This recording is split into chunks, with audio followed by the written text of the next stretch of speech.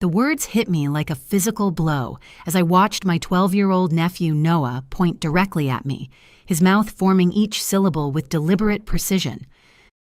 Trash belongs outside.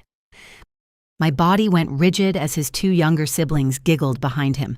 The wine glass in my mother's hand paused halfway to her lips, her eyes widening slightly, not with disapproval, but surprise. My sister Victoria looked away, her silence deafening in the kitchen doorway. No one spoke.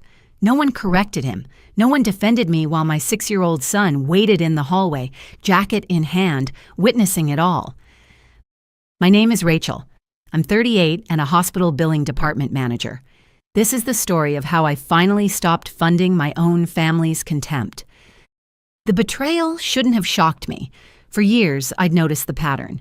Victoria's children treated mine like an unwelcome shadow. My mother praised Victoria's every decision while questioning mine. Sunday dinners were mandatory, but my contributions invisible. What made this moment different wasn't Noah's cruelty, but the wall of silent approval that followed it. I'd spent 7 years transferring $3,200 monthly into my mother's account, $268,800 total, plus medical bills, co-signed loans, hearing aids, and the car that sat unused in Victoria's driveway, nearly $300,000 to ensure my mother's comfortable retirement, all while she sat in judgment of my parenting, my career, my life choices, all while she watched her grandson call me trash and said nothing. For my son Jason's sake, I'd tolerated the weekly dinners where he was marginalized, called weird for his quiet nature, told he needed to toughen up. I'd smiled through Victoria's passive-aggressive comments and my mother's thinly veiled criticisms. I'd convinced myself family obligation outweighed personal dignity, until I saw the truth reflected in my 6-year-old's eyes. "Let's go," I said, taking Jason's small hand in mine. We left the house quickly, walking past Victoria's smirking face to my car parked in the driveway of my mother's house, where we had gathered for our usual Sunday dinner. The drive home was heavier than usual, Jason's silence filling the car until he finally asked the question that would change everything. "Mom, why did Noah say that about you?" I gripped the steering wheel tighter. "Because he's 12 and doesn't understand how words hurt." But nobody told him to stop. My chest tightened. "I know." "Grandma didn't say anything." His voice dropped lower. "Does that mean they think you're trash too?" I pulled into our driveway and turned to face him, his innocent confusion illuminated by the dashboard lights. "What they think doesn't matter. Does it matter what I think?" "Very much." "What do you think?" "I think you're the best mom and they're mean." Something crystallized in that moment, a clarity I'd been avoiding for years. After tucking Jason into bed with extra stories and his favorite stuffed bear, I sat down at my computer and opened my banking app. The monthly transfer notification blinked on my screen. $3,200 due today to Patricia Keller's account, same as it had been every month since her early retirement.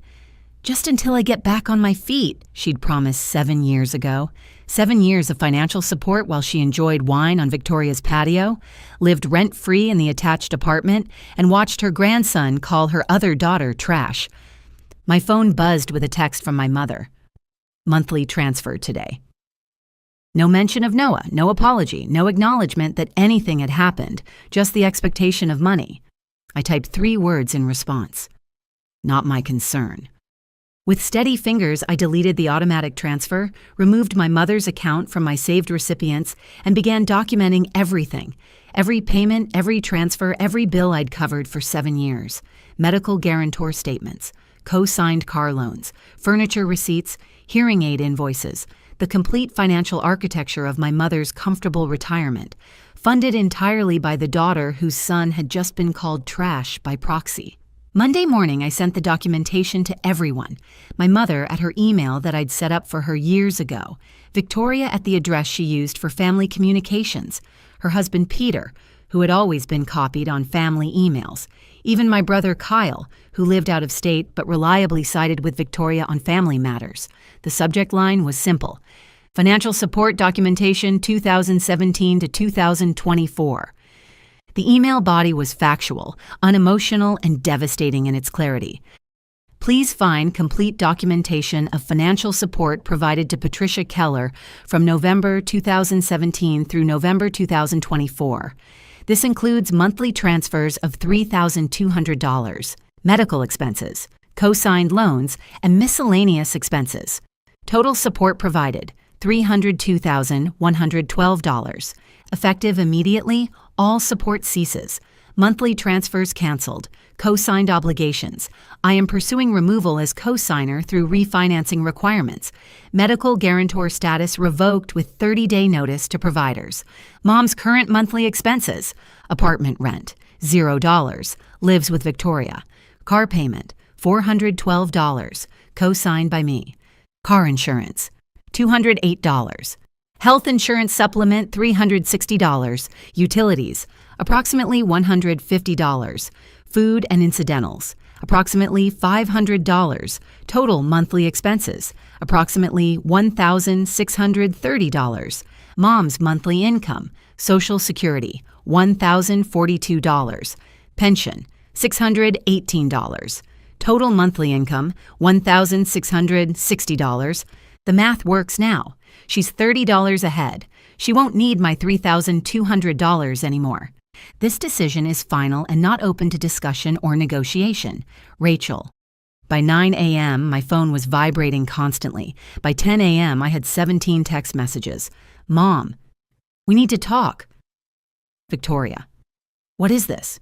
You can't just stop supporting Mom. Kyle. This is insane. Call me immediately. Peter. Let's be reasonable about this. Victoria again. Mom is crying. You're being cruel. Mom again. Please call me. We can work this out. I responded to none of them. The family that had ignored me for years suddenly couldn't stop reaching out, not because they valued me, but because they valued what I provided. At noon, while I was still at my desk, Kyle called from Oregon, where he'd moved 5 years ago. I recognized his number on my screen immediately. I answered.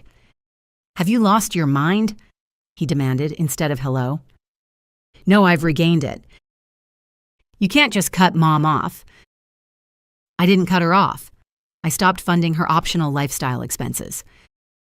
She can't survive on $1,600 a month. According to my math, she has exactly $30 extra per month. That's called a balanced budget. What about emergencies? I've handled 7 years of emergencies. Your turn. I have my own family. So do I, a son who watched his grandmother sit quietly while his cousin called me trash. The line went silent, then cautiously. Noah called you trash.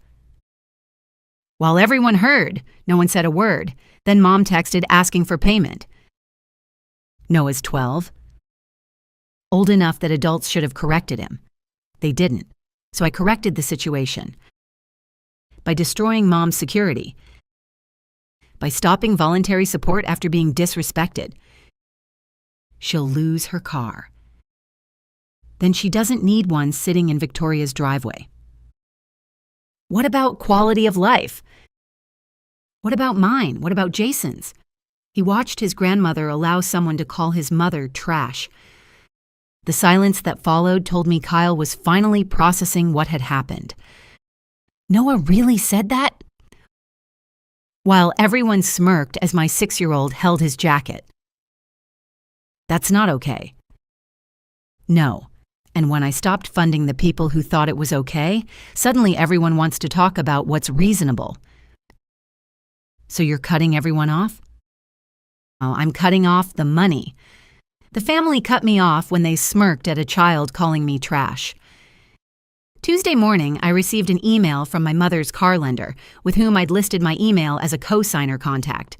She'd missed a payment. They were reaching out to me as co-signer. I called them back. I'm pursuing removal as co-signer. The borrower has sufficient income to cover payments. I'm no longer willing to guarantee this loan. They explained the process. Mom would need to refinance in her name only. If she couldn't qualify, she'd have to surrender the vehicle. Understood, I said. That afternoon, Victoria showed up at my house, having gotten my address from family records we all shared years ago. I didn't invite her in. "Mom's panicking," she said through the screen door. "That's unfortunate." "Rachel, be reasonable. She needs that money. She needs to live within her means. She's 72, and I'm 38 with a child to raise. A child your son called trash. Noah was just being stupid. And you were silent, which is worse." I didn't know what to say. "How about Noah? That's unacceptable. How about apologize right now? How about anything other than smirking?" I wasn't smirking. "You were smiling. I saw it. Now I'm done. Done with dinners, done with transfers, done with family that thinks I'm trash while cashing my checks." "What about Mom?" "She'll lose the car she barely drives. She'll lose the premium cable package I didn't know I was paying for. She'll lose the wine budget. She'll still have a roof over her head in your apartment. She'll still have food. She'll still have health care. She'll be fine." This is so selfish. This is self-preservation. There's a difference. On Wednesday, my mother called from Victoria's phone. I could see Victoria's number that I'd had saved for years. I answered. "Please," she said. "I'm sorry. Noah was wrong. I should have said something." "Yes, you should have. But cutting off all support, that's so extreme. Is it more extreme than watching your grandson call me trash?" He didn't call you trash. He said trash belongs outside while pointing at me. What else does that mean? He's a child who learned that behavior from the adults around him, who learned that Rachel is less than, who learned it's okay to insult her because she'll keep paying anyway. I never taught him that. You didn't have to use words. You taught it by never defending me, by always taking Victoria's side, by accepting my money while treating me like an obligation instead of a daughter. I love you. Love isn't about words, Mom. It's about actions.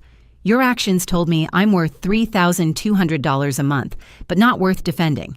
So now you get neither the money nor the burden of pretending you value me. What can I do to fix this? Nothing. It's not fixable with an apology 7 years too late. It's not fixable with promises to do better. It's done. Please, Rachel, I'm your mother and Noah's your grandson. The one you watched being hurt and said nothing. I'm protecting him now the way you should have protected me then. I hung up. The next day, Thursday morning, I took Jason to school. When I picked him up that afternoon, he was smiling. "Good day?" I asked. "Really good." I didn't think about Sunday at all. "That's wonderful, buddy. Are we still going to Grandma's for dinner?" No more Sunday dinners." "Good. I didn't like them anyway." "Why didn't you tell me?" "Because you said family was important. I didn't want to make you sad." I pulled him close. Family is important, but we get to choose what family means. And it doesn't mean spending time with people who hurt us, even if they're related, especially if they're related. Being family doesn't excuse cruelty. Okay, can we have our own Sunday dinners? Just us? Well, absolutely. What do you want to eat? Pizza. And we can watch movies and nobody will call us weird. Perfect. That Sunday, Jason and I ordered pizza, watched 2 movies, played board games, and laughed without worrying about who was listening. No 12-year-olds calling anyone names, no grandmothers asking for money, no mandatory dinners pretending everything was fine. Just us, just peace, just a family of 2 who actually valued each other. On Monday, the 8th day since I'd stopped the transfer, I checked my phone. No messages from Mom asking for money. She'd figured out how to live within her means. 2 weeks later, I received notification from the car lender that my mother had surrendered the vehicle, releasing me from the co-signed obligation. Kyle had called once more to attempt reconciliation, but I declined, explaining that we all needed time and space to reassess our priorities. He reluctantly agreed. As for Victoria and my mother, their silence spoke volumes. The weekly texts asking for financial assistance had stopped completely. Without money as the binding agent, our relationship had revealed itself for what it truly was, a transaction, not a connection. Jason and I had moved on to creating our own traditions. The weight of obligation had been lifted, replaced by the lightness of genuine choice. We were finally home, where respect wasn't optional, love wasn't conditional, and nobody had to pay for their place at the table. Before you go, here's a quick bonus for sticking around. If you love learning and growing like I do, you need to try audiobooks. I've got an exclusive deal with Audible. Your first month is completely free. That's access to over 500,000 titles. Zero cost to you. All the details are waiting in the description. Don't miss this one.